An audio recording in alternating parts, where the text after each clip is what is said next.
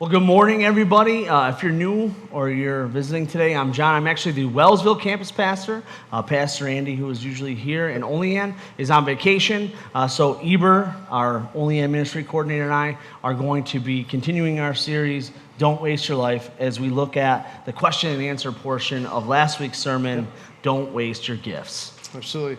You know, and I think Pastor Job did a really great job. And actually, it's not that I just think, I know you guys, you did a really good job last week in just kind of giving us an overview of what the spiritual gifts are, you know, and giving us great definitions and understanding of, you know, what does it look like? How does it possibly even fit even into Crosstown and opportunities and ministries that were, you know, kind of just communicated a little bit about how that gift could be used here at Crosstown.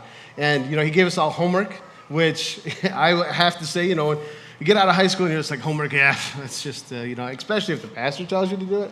If I can get a chance, I'll get it. You guys responded awesomely, which I thought was really cool. And I want to thank you guys for taking those tests and even posting your results online, you know, on Facebook and on social media. It was really cool to see what your gifts were.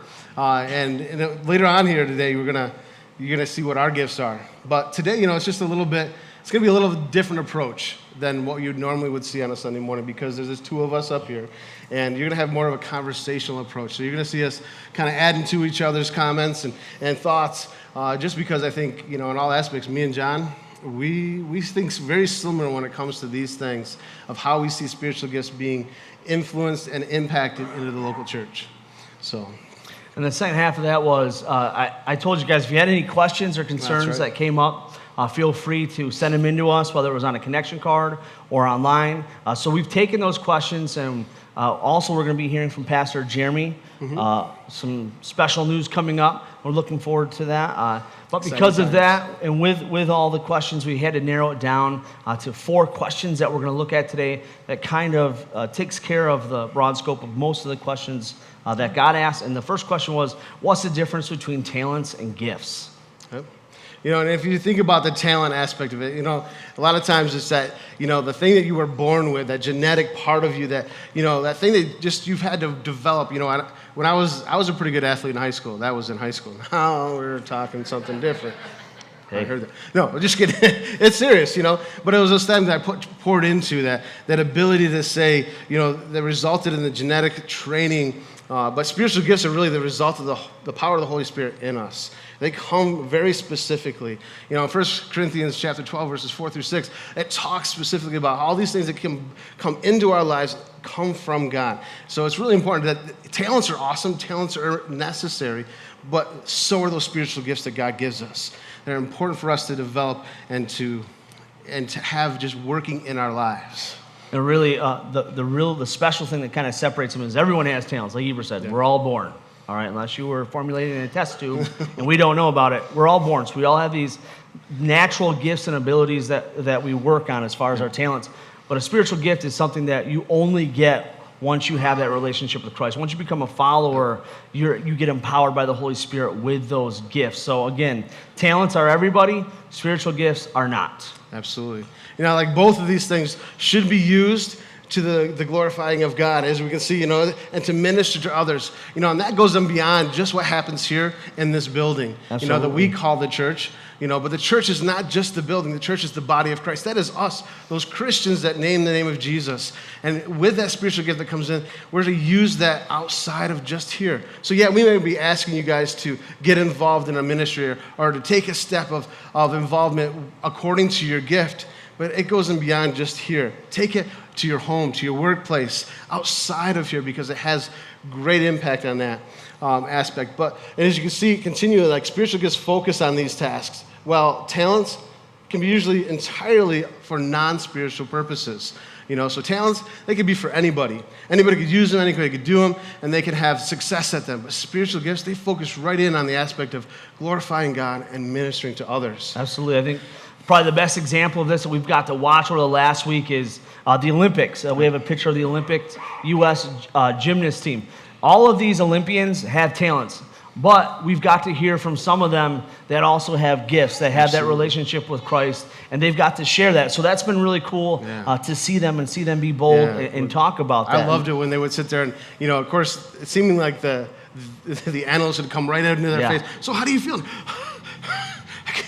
But as soon as Praise God. But they get to that point and they'd be like, but all glory goes to God. It's almost like they got their breath and they had enough stamina to just say, you know what? I do all this because of God, and all glory goes to God. And that's somebody saying, I have a talent, I have an ability, but because I am God's, I also have a gift, and everything I do is for His glory and for His purpose, which is exciting. And that was cool to see several times this Olympics. So in that aspect, we continue going on in our questions that you guys kind of gave to us, which, again, all of them were great questions. This one right here says, can I have more than one gift at a time? And I think that there's a point, and I think, Pastor John's going to hit on this in just a second, but in that aspect of when you guys took these tests, and if you've taken these tests a little bit more often than just this first time, if this is your first time, great, awesome, I'm glad you did that. But if you've taken it before, like I have, you'll have probably what we would call like that prominent gift, that one thing that seems to always score high when you take these tests. And that's probably that one thing that God has uniquely designed you to do. It's one of those things in which only you really can do this effectively and impactfully when it comes to the body of Christ and how it impacts the people around you and influences them. So can we have more than one gift? I think so. But you probably will have a prominent gift, a gift that stays strong as a high score and as a strength in your life consistently. Oh, absolutely. And most of you, like you were saying, when you took that, you guys posted your top. They usually give you your top 3. And a lot of people refer to this as like a gift set or a gift mix. And like you were saying, there's usually one prominent gift, but usually you score somewhere on all of the gifts. Eber and I actually, like he said, we've taken it numerous times over the past few years. These are our most up-to-date ones that we've taken this week with each other. So go ahead and put those up there. Eber is on the left, and it is Eber. It's not Ebert. So if you've ever had that question, write it down or take a picture right now. And then I will be on the right side. Our top gifts, Eber's obviously is encouragement, if you've ever met him. My top gift happens to be prophecy. And then our second gift, leadership, is Eber's. Pastoring is mine. And then we both share the same third gift level or gift set, and that's serving. And with that, that'll bring us right into the next question is, if I don't have a specific gift prominency, does that exclude me from serving in a ministry? No, it does not.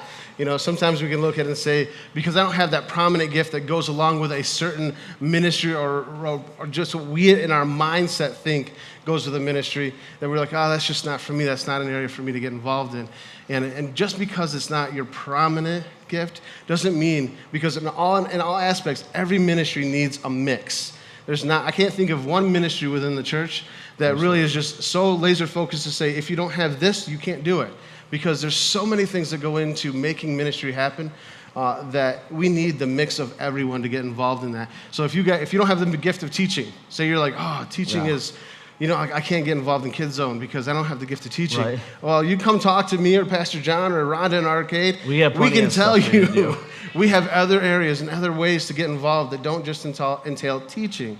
And so it's really important for that to be understood going forward. So just because you don't have that prominent gift doesn't mean you can't be involved. Absolutely. And with that being said, like, a ministry is such a broad term. Yes. But for us, ministries boil down to environments. Our vision statement, our mission statement is to lead people to discover, develop, and display a full devotion to Jesus Christ. If you've been here for a while, you've heard it once or twice. If you're newer, now you know.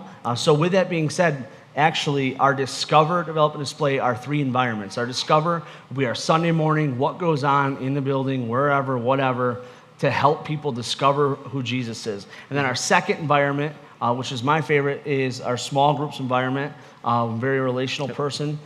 That's where we want people to develop, and there's different roles that you can take within a small group. And then our third environment would be Discover, or our outreaches. Yeah.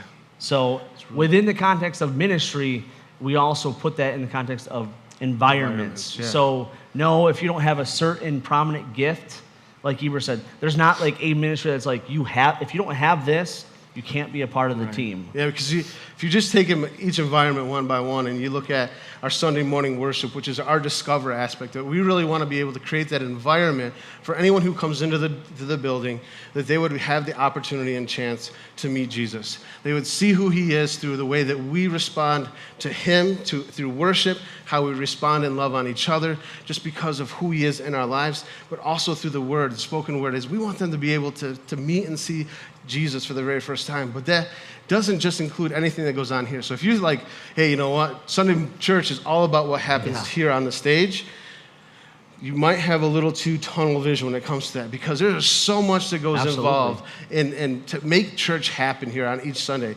You know, I did some math this last week, and I said, you know, from a Sunday to a Sunday, when you consider and you combine all 3 campuses together, it takes roughly about 100 to 120 people to make church happen at each of our campuses. It takes a lot of people. You mean all 3 of our campuses? Yeah, I'm sorry, all 3 of our campuses. It takes a lot of different people doing different things with different ministries and different gifts to be used to prepare for what we can do here on a Sunday. From, you know, our cleaning teams, which do an amazing job of getting our buildings ready for Sunday, to the people who help get all of the administrative things done throughout the week so that we are ready to present to you what goes on. From our tech teams in the back of each of our campuses, man, they do a wonderful job to make sure that you can hear us in other campuses, that you can see what's on the screens.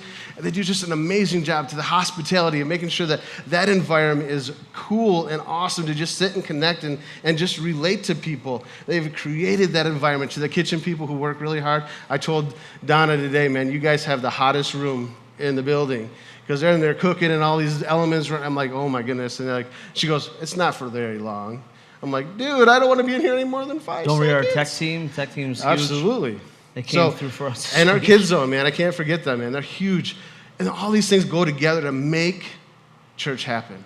So in all aspects, again, if you think that just, you know, Sunday morning is just about what happens in here, I would ask you to just kind of open the idea of what really goes on at each of our campuses to make ministry happen, to make church happen here at Crosstown. Absolutely. To piggyback off what Peter was saying, what Eber was saying, you know, it talks about, my brother. And Peter talks about to fan the flame, the gift that God has given you. Mm-hmm. So don't just think, like Eber said, that everything that happens up here. You know, whatever gift mix or prominent gift you have, really seek to fan that into flame, you know, and where you can use that on a Sunday morning, not just here, but anywhere. And our second environment, which is Develop, which is our small group environment. This is one that no one is excluded from.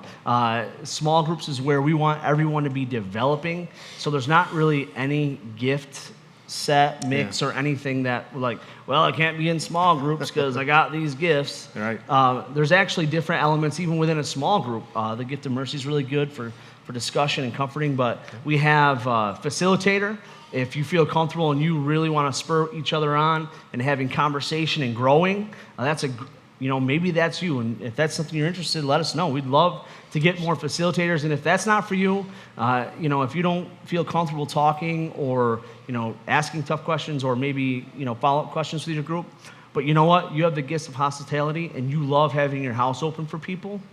That's it. Maybe you are supposed to open up your home to start a small group and partner up with somebody who just wants to facilitate. And even within, once the group starts, we have our prayer coordinators, which take charge of making sure the prayer requests get out, make sure everyone's praying for each other.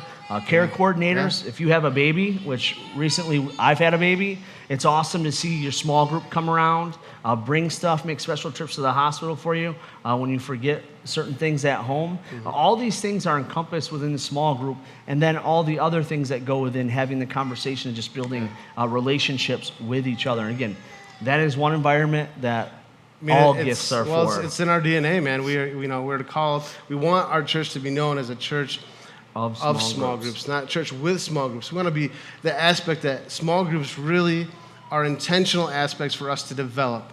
Because this is great. This idea and this environment is awesome, but it really lacks the opportunity to be that intentional, personal, relational aspect that really gets to understand what you're going through. And where small groups, they're ideal for that. So again, we want you to be able to get involved in those small groups. So not only can you connect with each other, but so that your spiritual gift itself can start to develop. Because that's like Pastor John said, there's so many different areas within a small group where your spiritual gift can start to develop and become stronger in that aspect. And our final environment that we want to talk about again is that display, that are our outreaches, which again, that's everything that goes on at Crosstown in all aspects for me is an outreach. Here, yes, we want to discover, but there's still everything that goes on. You actively putting your gift into motion. You actively getting involved in the ministry. But that goes far and beyond out into our community. When we go out of this building as a body of Christ and we try to impact our community with different elements of our outreaches, whether it be, our teacher appreciation things that we've done, where we've gotten together and handed out little just encouragement cards with a small treat to our different teachers and just said, hey, thank you so much for what you do, for putting in the time in our kids' lives, to our Santa Claus parade and your, parade in Wellsville that you guys get to be part of, and the Winterfest and arcade. It takes a lot of time to go out into the community and do some cool things, And here in Olean, we love, and it's coming up soon, man, so be starting to think and be planning on that. Black Friday, Santa Claus Lane Parade, we give out cocoa and cookies. This year, we're actually going to do something pretty cool. We're going to have a float in the parade. So if you guys are excited and have some interest in getting involved in these things, it's really important for you guys to just, hey, how can I get involved? How can I be a help? Because it's more than just, hey, well, I don't really have the gift of evangelism. I don't really talk well to other people I don't know about Jesus. Do you know Jesus? I think so. He's your Savior. Is he? All right. Outreach is more than just that. That is a huge part of, we want to make sure that they get to meet Jesus, or they see Jesus in us, but it's more than that. We want to make sure that the body of Christ is working together to impact our community, and that involves everybody. And I think when you talked about it earlier, was making cookies. Yeah, we always like cookies. I love me some cookies. Look at me. I love cookies. Yeah. Just say it. Cocoa, you can hand out cocoa. Oh, yeah, absolutely. When we did the teacher outreach, we wrapped bows around candy bars, punched holes. There's tons of stuff. When we do our big mailers, it takes a lot of work to get those things lined up into the right bins to be handed to the post office so that it goes out to the right route carrier. I think Charlie back there, our local postman, would appreciate if we put it in the right place, because otherwise he doesn't like us. And also one environment that surprisingly has become an outreach is our big days, our fun days, where all of our campuses get together for one worship service. I know at Olean, we had, 500 people at... It was awesome. Yeah. Good Times. Good Times, yeah. So we had 500 people, and a lot of those people we had were first-time guests. They were, yeah. So that's pretty awesome. There's a lot of work that goes into there. So if you like making calls to people, arranging things, we'd love to help you. Pastor Stu, his was an arcade. He did a fantastic job. They had a great group of guys cooking chicken. You and Pastor Andy got a great team around you. Wellsville, we're coming up October 9th. Seriously. So if you're interested in calling people or setting stuff up, just let me know. But that goes beyond just in the Wellsville campus. Definitely Wellsville. Get talking with Pastor John here about lining up and helping him out with that one. But if you're at the Olean campus or even in the arcade campus and you got some time and you have some availability, you're thinking, hey, why not? I could help Pastor John out with the one in Wellsville, because we're growing and God's doing some great things at Crosstown. We don't fit in our campuses anymore. So we have to find those venues, which means that we basically become portable church. Yes. What happened at Good Times was basically portable church, where we took so much stuff to Good Times and had to set up church, that it takes a lot of different people, just the ability, and that it's a huge one, is that gift of serving. To say, I'll come in and do whatever you need me to do. You're the workhorse. Yeah. We're the workhorse. So let me tell you, this guy here could use those kind of workhorses when it comes to October 9th, which is our next Together Day. And with that being said, we talk about the gifts and how we want to use them. And again, we could talk about what your gifts are, how many gifts, prominent gifts, all that, but it doesn't matter. It really all boils down to one thing. use them. Yeah. God didn't give us gifts even to puff ourselves up. That's right. But he gave them to us so that we can build up the body of Christ. And if we're not doing it, we're not unwrapping the gift, and we're gonna lose those blessings like we talked about last week. Absolutely. There's blessings waiting for us when we Yeah. open up those gifts. First Peter 4, Yeah. 1 Peter 4:10, it talks about being good stewards of the gift that God has given you. Absolutely. You know, and we all want to be able to have God look at us and say, well done, great job, way to use that, way to step up and get involved, way to make the body stronger. But for us to do that, for that to happen, we need to say, what is my gift? How can I make that gift stronger? How can I make that evident in my life? And where can I use it? How can I put it to work? How can I put it into action? So that's really important. And as we talk about this and putting our gifts to action and really just being effective with them, we're going to hear from Pastor Jeremy in just a sec here. But something that we've been talking about as leadership for a while, well, how can we take the gifts that we have at Crosstown and be more effective at leading people to discover, develop, and display a full devotion to Jesus Christ? So we've talked about some things, prayed about some things, and while Pastor Jeremy was gone, he was giving clarity on some of the things that we've kind of been wrestling with and praying about. So we're going to go ahead and hear from him. So guys, whenever you're ready, go ahead and play that video. Hey there, Crosstown. Pastor Jeremy here, back from my sabbatical. I want to thank you guys for letting me go on that sabbatical. It was very restful, and I learned a lot, and I'm still kind of processing through a lot of that information. And I want to thank our campus pastors, staff. They did an incredible job leading our church throughout the summer as well as preaching, and I've heard a lot of great things from that. So here's what I would like to share with the church today. We have some exciting news as far as the direction. I said there was a lot of things that I needed to process, but two things in particular that we've been talking about for a while as a leadership team and staff. I believe that the Lord brought some clarity to those two issues. One is in regards to our midweek program called Seeds. And the reason why we have that, in case you're not familiar with our vision statement, is to lead people to discover, develop, and display full devotion to Jesus Christ. And develop is really our small group system. And we have small groups for kids. And that is our Seeds program. But that takes a lot of energy midweek, and it takes volunteers, and it takes resources, and now we have 3 campuses, and it becomes quite complicated, and we really don't have a lot of staff dedicated towards that, and we've struggled over the years to get extra volunteers to help with that ministry. But at the end of the day, we still believe that developing our kids and discipling them is very, very important. And so with that said, we are going to do discipleship, developing in small groups in a different way, and utilize the framework that we already have on Sunday morning. Sunday morning, our kids go directly into Kids Zone, and typically there's a large group teaching time. There might be worship at some of the campuses. There might be an opening talk where it presents the big idea for the week. And then they already go into their classrooms, which are age specific, which basically act already as small group for the kids. However, we haven't really looked at it in that light. And so this will allow us to utilize the system that we already have with volunteers that we already have to recruit more volunteers to really be intentional about discipling these kids on Sunday morning and actually having small groups. You say, well, what's the difference? Well, I think one of the things that we're going to be more intentional about is if there's people that would really like to kind of take these kids under their wings and say, these are my kids, this is my small group. And if your campus has 2 services, it's a great opportunity to serve every week and then attend the other service so that you see these kids as your kids, your small group, where you're following up with them, sending them some encouraging notes throughout the week. But you really do life with these kids, and we really see that as valuable.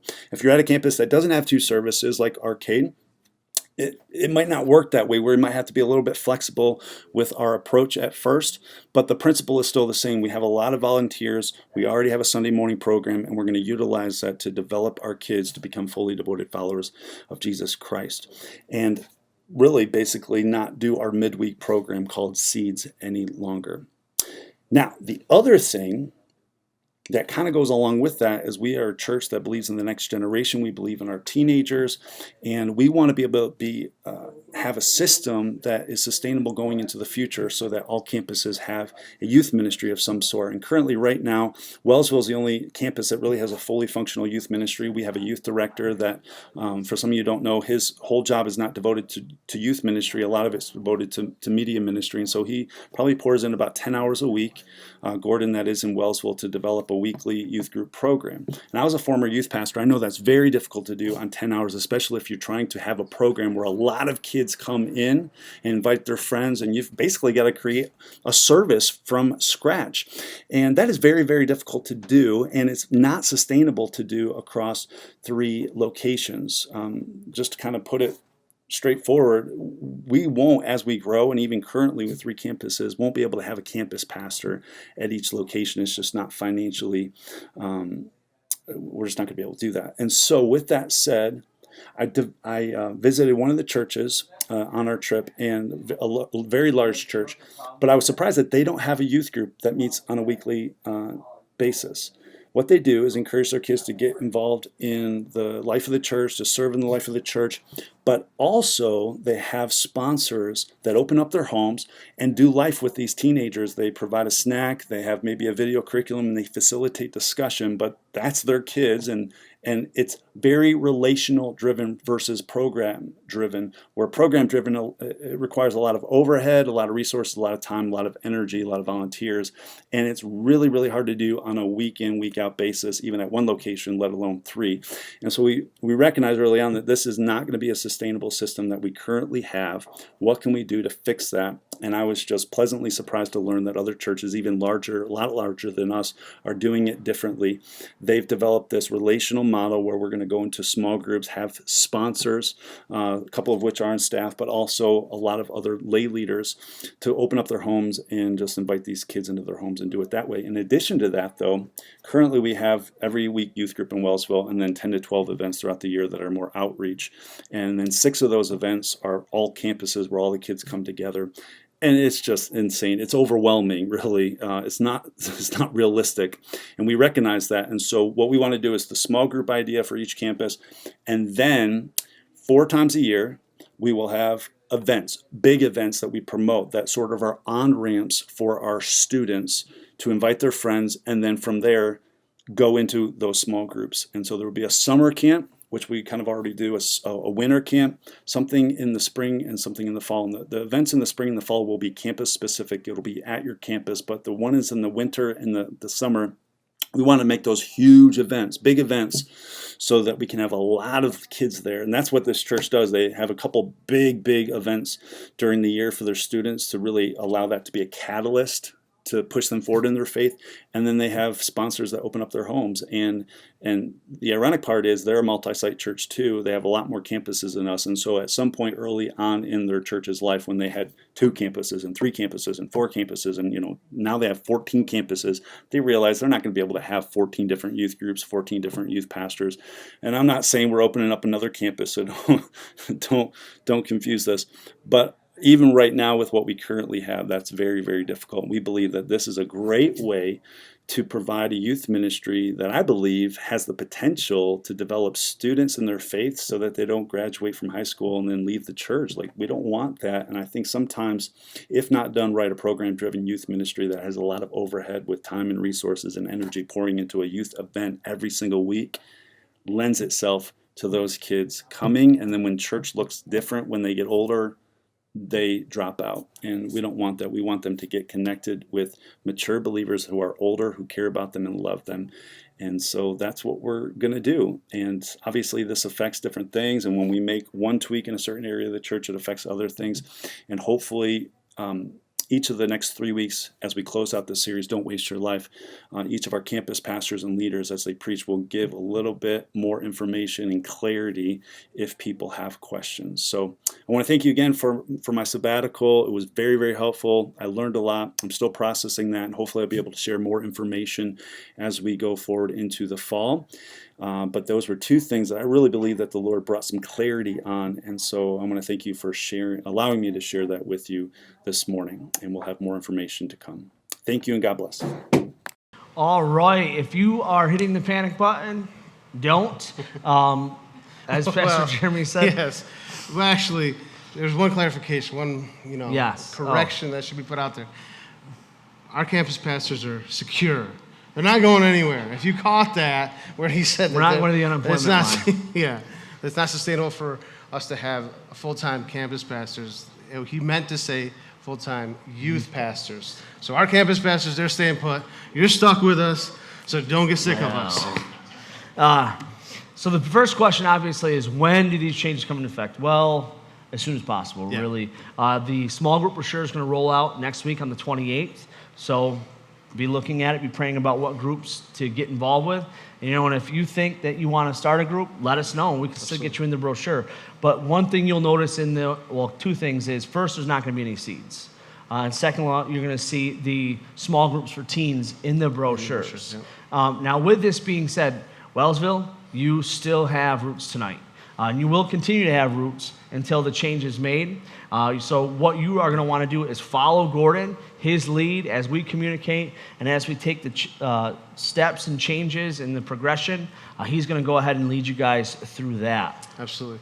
And then, like Pastor John said, when the brochure comes out, you're going to see some changes. You're going to see those things. And I would encourage you, if you have parents of teenagers, that are in here right now, we got teenagers sitting in here, sign up for youth group, I should say. Because here in Olean, we haven't had anything like that yet, really. I mean, a couple of years ago, we did something small. But right now, it's going to be more of that traditional idea of what youth group is this semester.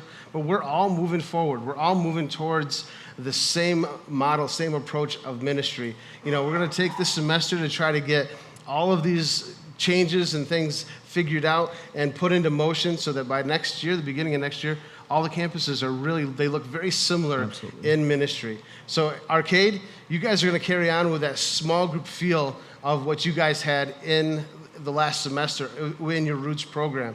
So be encouraged, be excited, be praying for your leaders that come forward and they get involved in that.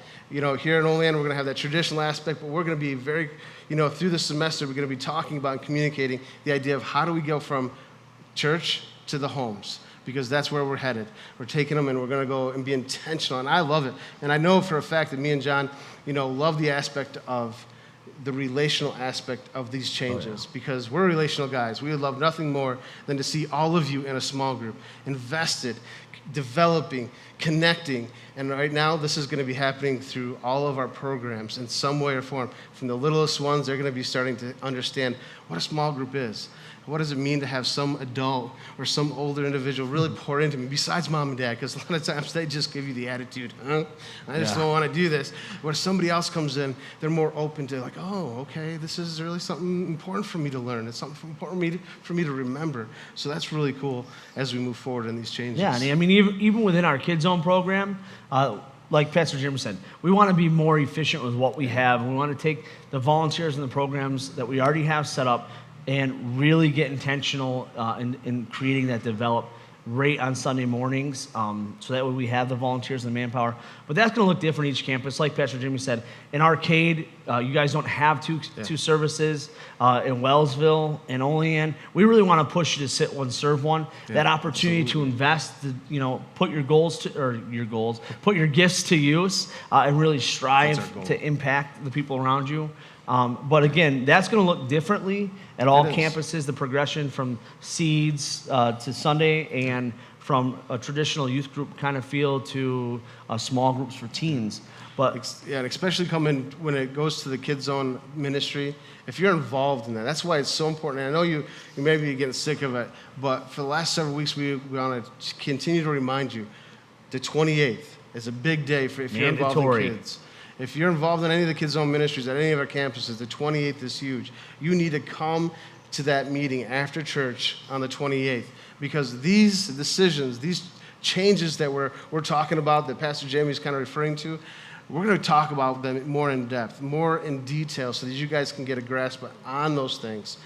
Because as we move forward through this semester, hopefully we can implement some of these changes. Absolutely. Because again, by the beginning of next year in January, we want to be able to be very similar. So it didn't matter where you yourself, take your family, you were to say, 1 week I'm going to be here in Olean, the next week I want to go to Wellsville, next week I want to go to Arcade, that and you're confident to say, I know what kind of program my kids are going to be in. The kids feel comfortable with going from a campus to a campus. They know what to expect because the program itself has very much aligned itself to be as similar as possible as in that aspect. So it's going to take some time, but we're all headed in that great direction. And I know for a fact that I'm excited, and I know Pastor John is. Absolutely. Because it's that relational aspect of getting our kids, getting our teenagers, getting our adults connected. Right, and all this is going to do is a natural progression. Pastor Jeremy had mentioned that as well.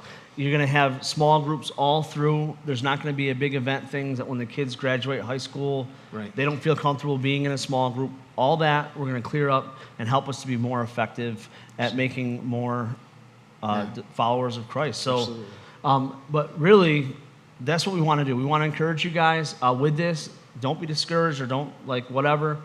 But this is God. This is what we feel God's vision is and what He wants for us to do with the gifts that we have at Crosstown. And if we all get on board and get behind this, again, I just want to remind you, just think of the impact that we'll have with the people around us. Oh my goodness. The impact that we'll have raising up leaders, starting at seeds, all the way through the teens, the leaders that we'll be able to raise up, not just to sustain our churches, but to really grow and be a force, not just here at Crosstown, but all over the place. And also to impact those future generations of people that we're never going to meet. So just imagine what God can do if we just get behind Him and just ride His coattails. Exactly. Get involved. The body of Christ has many parts. There's not one part that's insignificant. I could talk to any of the medical people that are in our campuses. Let me tell you, they would tell you that every piece is important. If you don't have certain pieces that work that are working effectively, it impacts the whole body, and the whole body suffers. It doesn't mean the body can't achieve its goal. We'll still pick up the pieces. We'll still push on, but we're not as effective or impactful as if when we're all working together in unity to say, you know what? My gift is important. My gift is valuable. It may not be the same as somebody else's gift, but that's okay because my gift is given to me by God for a purpose, and that's what I have to accomplish, is the purpose that God puts in my life. So it's awesome to see, and I love it. That's why I'm excited when you guys are posting your results, and I wanted you to continue to post your results if you haven't taken that test, because we want to be able to get you aware, to discover what it is, so that you can start to develop it and then display that. Awesome. Let's pray. Father, we just thank you so much for the gifts that you've given us, not just the gift of salvation, Lord, but these amazing gifts that we can use for your glory. We thank you for Pastor Jeremy. We thank you for the leadership that you've instilled in him, the vision you've given him, that you have for Crosstown. Not that we have for Crosstown, but that you have. I just pray that as we navigate through these changes, Lord, when we get to those rough waters or those snags, that you give leadership wisdom, guidance, and discernment to get through those things so that we can just be effective at leading people to discover and develop a full devotion to you, Lord. And we just, again, we thank you for today, and we thank you for the ability that we can get together as 3 campuses in one via live stream and just share what you have for all of us at Crosstown. I just pray that you would continue to bless Crosstown and that we would just continue to get to see and watch you change lives. We just pray for all of this in Jesus' name. Amen.